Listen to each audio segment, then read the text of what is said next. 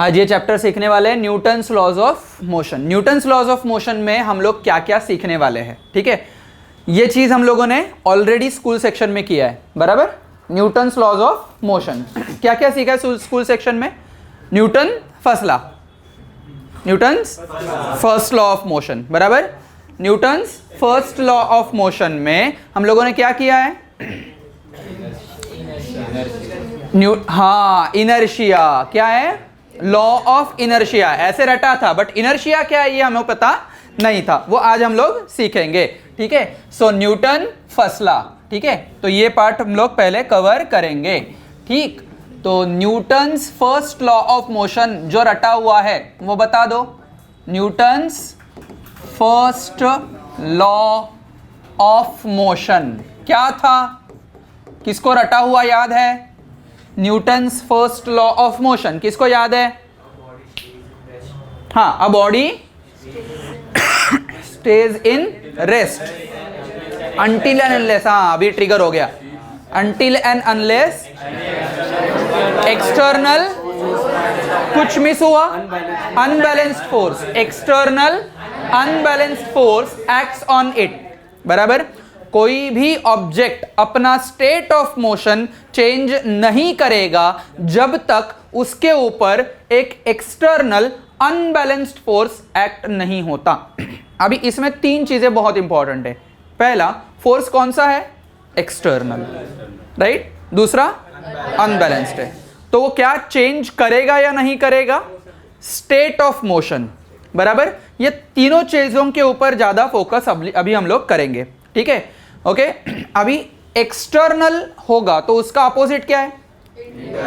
Internal, right.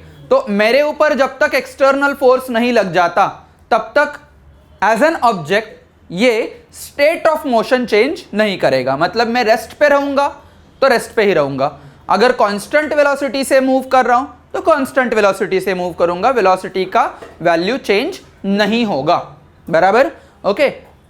तो अगर मैं बात कर रहा हूं कि मैं इंटरनल फोर्सेस के बारे में, तो इंटरनल फोर्सेस लगेंगे नहीं लगेंगे?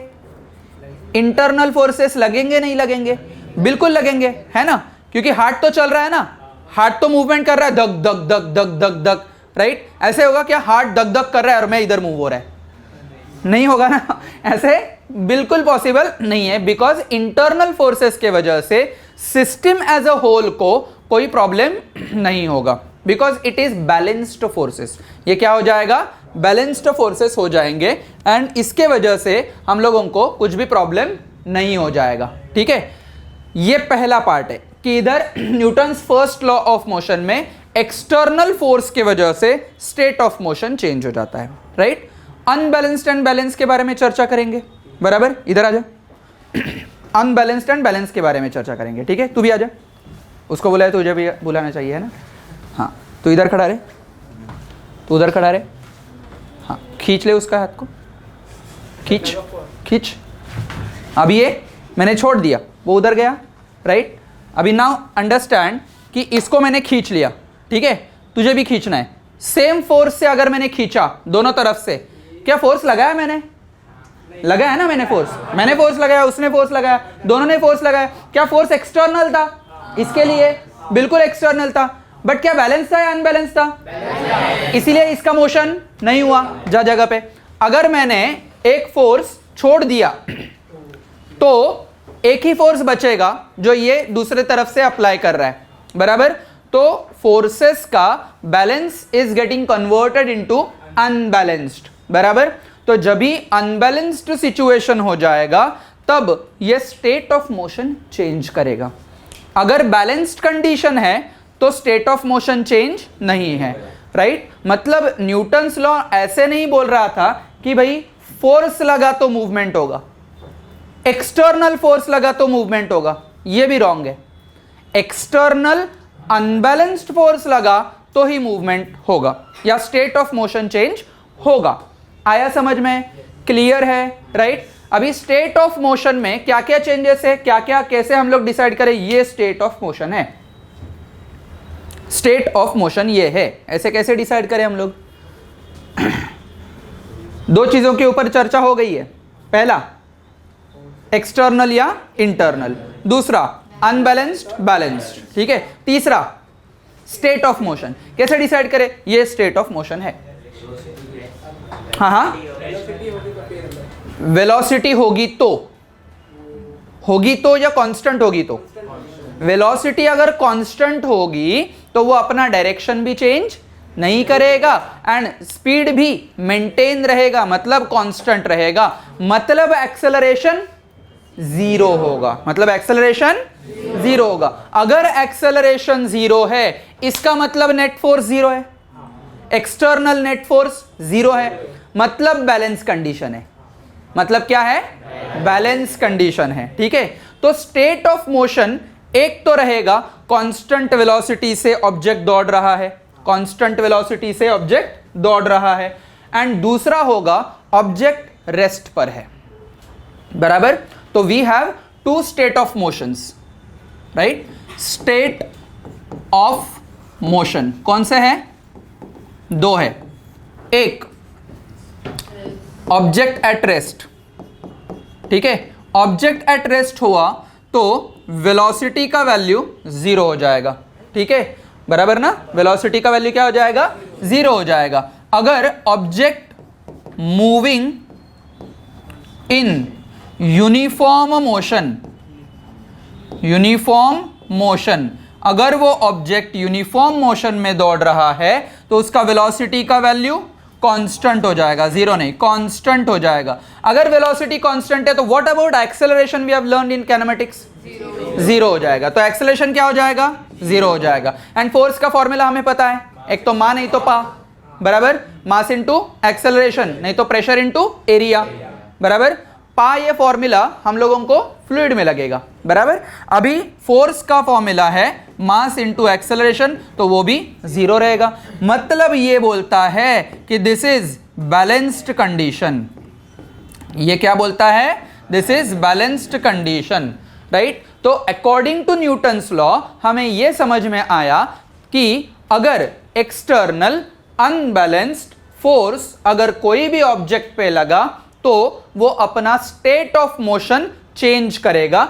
मतलब वो अगर रेस्ट पे रहेगा तो वो कोई ना कोई तो वेलोसिटी पाएगा, बराबर।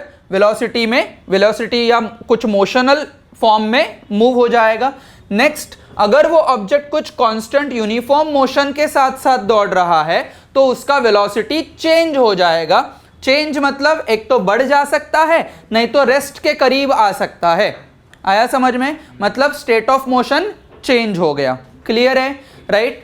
तो ये स्टेट ऑफ मोशन जभी जभी चेंज हो जाता है तभी तभी हम लोगों को ऐसे एकदम क्लियर कट समझ में आ जाता है फोर्स है एक्सटर्नल, फोर्स है अनबैलेंस्ड, बराबर। एंड अनबैलेंस्ड फोर्स के वजह से नेट फोर्स जीरो नहीं है, राइट। तो इस आधार पर सबसे पहले हम लोग लिखेंगे कि Newton's first law of motion का डेफिनेशन क्या है। हम लोगों ने समझ में लिया है, समझ के लिया है अच्छे से। अभी हम लोग लिखेंगे Newton's first law of motion. लिखो Newton's first law of motion. an object does not change its state of motion. An object does not change its state of motion unless an external unbalanced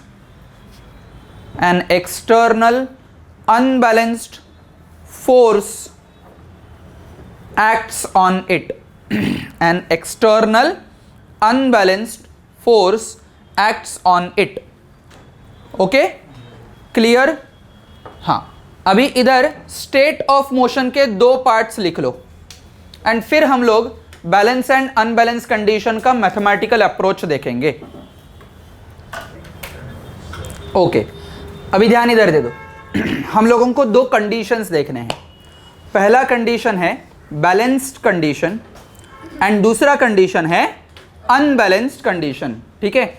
balance condition कभी लगेगा जब there is no external, no unbalanced force acting on the object, ठीक है, then we can say that all the forces का summation मुझे 0 मिल जाएगा। ऐसा नहीं होगा कि एक ही फोर्स लग रहा है, राइट, ऐसे नहीं होगा कि एक फोर्स सिर्फ एक्स डायरेक्शन में ही लग रहा है, राइट, देयर विल बी टेढ़ा vector, there will be multiple types of forces acting externally on that body, ठीक है। सो विल से कि पहला condition that is called as a balanced condition,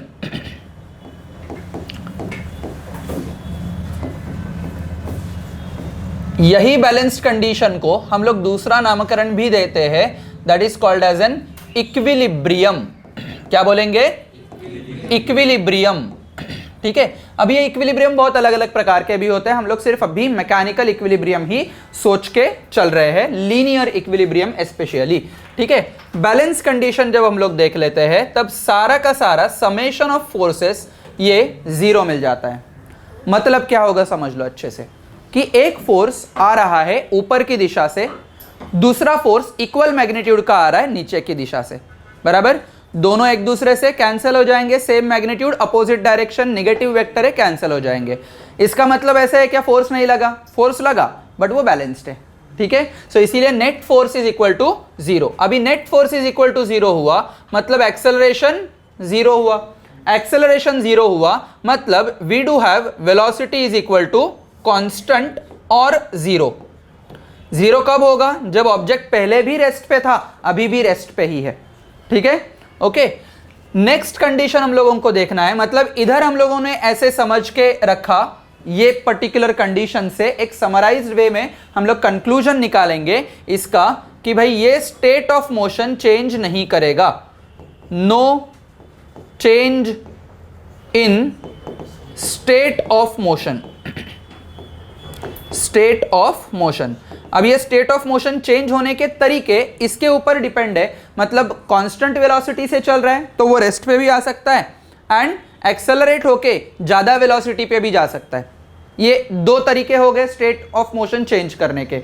rest पे रहेगा तो वो कांस्टेंट वेलोसिटी से दौड़ेगा, ये एक तरीका होगा, राइट। और एक तीसरा तरीका इस प्रकार होगा कि वेलोसिटी, स्पीड कांस्टेंट है, स्पीड कांस्टेंट है बट वेलोसिटी अपना डायरेक्शन धीरे धीरे धीरे धीरे चेंज कर रही है। ये एग्जांपल आपको सर्कुलर मोशन में मिलेगा।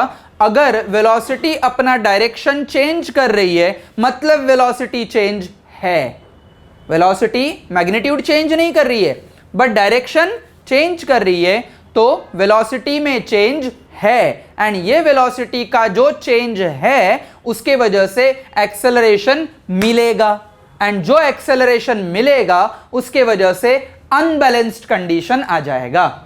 आया समझ में? मतलब तीन तरीके से स्टेट ऑफ मोशन चेंज हो सकते हैं, एक रेस्ट से मोशन में जाना, दूसरा मोशन से और बड़े वेलोसिटी से जाना या छोटे वेलोसिटी से मूव होना, वेलोसिटी बढ़ जाएगी या कम हो जाएगी, एंड तीसरा तरीका वेलोसिटी अपना डायरेक्शन चेंज करेगी। इस हिसाब से भी हम लोगों को अनबैलेंस्ड कंडीशन मिल सकता है, ठीक है। सो बी पार्ट हम लोग लिखेंगे अनबैलेंस्ड कंडीशन। अभी ये अनबैलेंस्ड कंडीशन में हम लोगों को जो कुछ फोर्स का फॉर्मूला मिलने वाला है वो इक्वल टू 0 ना होते हुए हम लोगों का जनरल फॉर्मूला है फोर्स का, कौन सा? Mass into acceleration. So summation of F which is equal to m into a, right? Whereas this m represents what? M is nothing but the mass of system. System का मास मुझे देखना है। आगे जाके हम लोग फ्री बॉडी डायग्राम के ऊपर चर्चा करेंगे, तो जिसका मास उसका एफबीडी, ये सूत्र हम लोगों को ध्यान में रखना है। क्या सूत्र ध्यान में रखना है? जिसका एफबीडी, उल्टा बोला मैंने, जिसका एफबीडी उसका मास, ठीक है। जो ब्लॉक का फ्री बॉडी डायग्राम हम लोग निकाल रहे हैं उसका ही मास कंसिडर करना है। तो F, summation of F is equal to M A, where A is nothing but acceleration of system. Clear है एकदम अच्छे से? तो इधर स्टेट ऑफ मोशन चेंज हो जाएगा। So change of state of motion. अभी ये state of change of state of motion किस प्रकार का रहेगा अभी हम लोगों ने डिस्कस किया उस हिसाब से। एक रेस्ट से मोशन में, ठीक है। देन सेकेंड वाला मोशन से मोशन इंक्रीज हो जाएगा, मतलब वेलोसिटी इंक्रीज हो जाएगा, वेलोसिटी इंक्रीज हो जाएगा या वेलोसिटी डिक्रीज हो जाएगा, राइट। एंड तीसरे प्रकार में वेलोसिटी चेंज इट्स डायरेक्शन, तभी भी ये अनबैलेंस कंडीशन में ही रहेगा, ठीक है। मतलब 3 तरीके से हम लोगों को अनबैलेंस कंडीशन मिल जाएगा। ये पार्ट लिख लो अच्छे से।